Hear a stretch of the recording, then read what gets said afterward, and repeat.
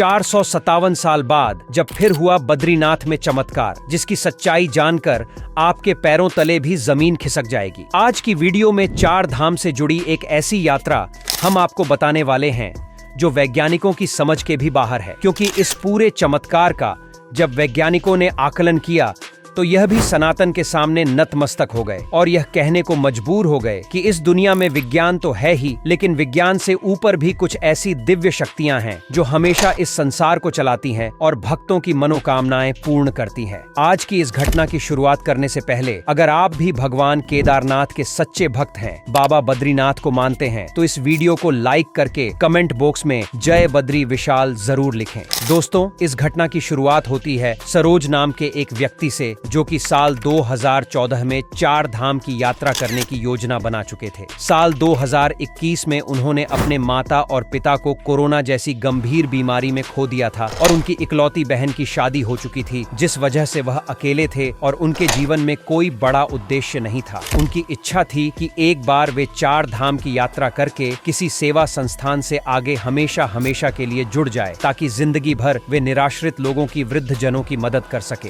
इसके बाद 10 मई 2024 को 4 धाम की यात्रा की शुरुआत हुई। 4 धाम की इस यात्रा में गंगोत्री, यमुनोत्री, केदारनाथ और बाबा बद्रीनाथ के दर्शन सम्मिलित रहते हैं। जो इन चारों तीर्थ स्थान के दर्शन कर लेता है, उसे मरने के बाद मोक्ष की प्राप्ति होती है। इसे 4 धाम की यात्रा कहा जाता है। इसके बाद दोस्तों, सरोज जी ने कपाट खुलते ही यात्रा की शुरुआत कर दी। वो 11 मई 2024 को अपने घर से रवाना हुए और 12 तारीख को यमुनोत्री पहुंचकर उन्होंने दर्शन किए, जिसके बाद गंगोत्री और केदारनाथ के दिव्य दर्शन करने के पश्चात बारी थी बाबा बद्री विशाल के दर्शन करने की। यह उनका अंतिम पड़ाव था, जिसके लिए वो बहुत ज्यादा उत्साहित थे, लेकिन मन में भय था, क्योंकि सरोज जी के मन में हमेशा एक शंका रहती थी कि उनका कोई भी काम सही ढंग से सरलता पूर्वक नहीं होता। लेकिन जब उनके 3 धाम बहुत अच्छी तरह से पूरे हो गए, तो अब उन्हें चिंता सता रही थी कि बद्रीनाथ धाम में किसी प्रकार की कोई घटना ना हो। लेकिन जब भी बद्रीनाथ पहुंचे,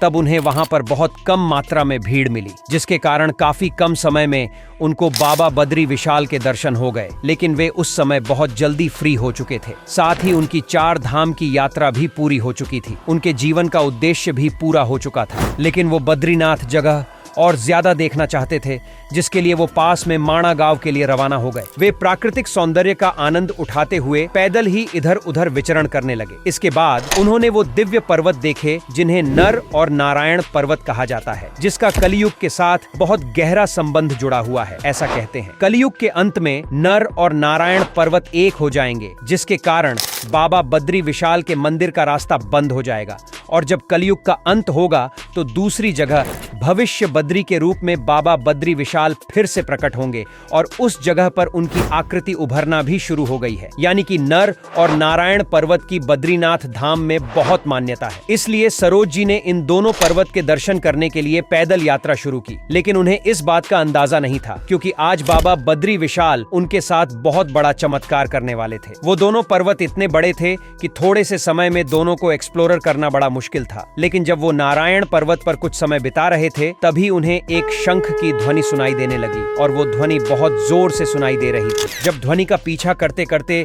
वे एक स्थान पर पहुंचे, तो उन्होंने देखा कि वहां पर एक बहुत विशाल गुफा मौजूद थी। लेकिन वो गुफा किसकी थी, यह अंदाजा नहीं था। हिम्मत करके जब सरोज जी उस गुफा के अंदर गए, जो कि बद्रीनाथ धाम के समीप मौजूद थी, तब अंदर उन्हें एक बालक बैठा हुआ दिखाई दिया, और वो ध्यानावस्था में बैठा हुआ था। लेकिन उस बच्चे की उम्र मात्र 2 से 2.5 वर्ष लग रही थी, और इतने छोटे बच्चे का इतना ध्यान पूर्वक एक गुफा के अंदर मिलना सरोज जी के लिए बड़ा आश्चर्य का विषय था। अब उन्हें ऐसा लगने लगा शायद वो बच्चा अपने माता पिता से बिछड़ चुका है। उन्होंने उस बच्चे को ध्यान अवस्था से उठाने की कोशिश किया, लेकिन वो बालक वहां से नहीं उठा। इसके बाद उन्होंने आसपास के लोगों को इस बारे में सूचना देने को सोचा, और वह गुफा से बाहर आ गए और आसपास जाकर लोगों को ढूंढने लगे, ताकि वो बच्चे की जानकारी उन्हें दे सके। इसके बाद वो 3 से 4 लोगों को अपने साथ इस गुफा के क्षेत्र में लाए। लेकिन चौंकाने वाली बात तो ये थी कि वो गुफा उस जगह से गायब हो चुका था। यह नजारा देखकर सरोज जी के होश उड़ गए, क्योंकि कुछ ही समय पहले उन्होंने वो गुफा और वो छोटा सा बच्चे को देखा था। इसके बाद सब लोगों का कहना था कि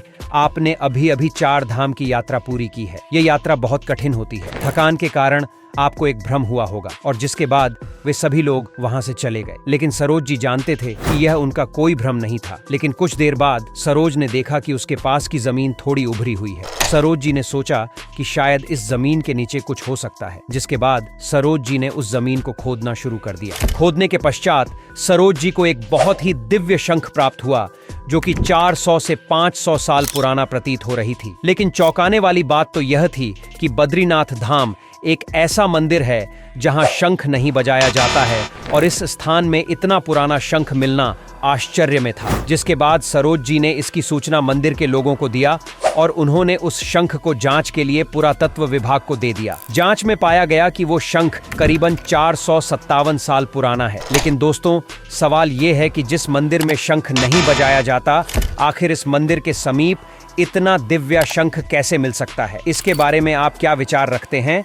नीचे कमेंट बॉक्स में जरूर बताएं। जिसके बाद सरोज जी समझ चुके थे कि अनजाने में ही सही, लेकिन उसने आज भगवान नारायण के दर्शन कर चुके हैं। दोस्तों, कहते हैं वक्त से पहले और किस्मत से ज्यादा कभी कुछ नहीं मिलता, और शायद यह सरोज जी का अपार भक्ति हो सकता है, या फिर अपार करुणा जो इतना बड़ा चमत्कार के पात्र बने। लेकिन यहाँ पर हमेशा रहस्यमयी चीजें होती रहती हैं और कई चमत्कार भी देखे गए हैं। इस पूरी घटना को लेकर आप क्या विचार रखते हैं? नीचे कमेंट बॉक्स में जरूर बताइएगा। अगर आपको यह वीडियो पसंद आई है तो वीडियो को लाइक करके कमेंट बॉक्स में जय बद्री विशाल जरूर लिखें, और हमेशा ऐसी सत्य चमत्कारिक घटनाएं देखने के लिए आज ही हमारे चैनल को सब्सक्राइब करके बेल आइकन को प्रेस कर लें। मिलते हैं एक नई वीडियो के साथ। अभी के लिए आप सभी दर्शकों को हर हर महादेव।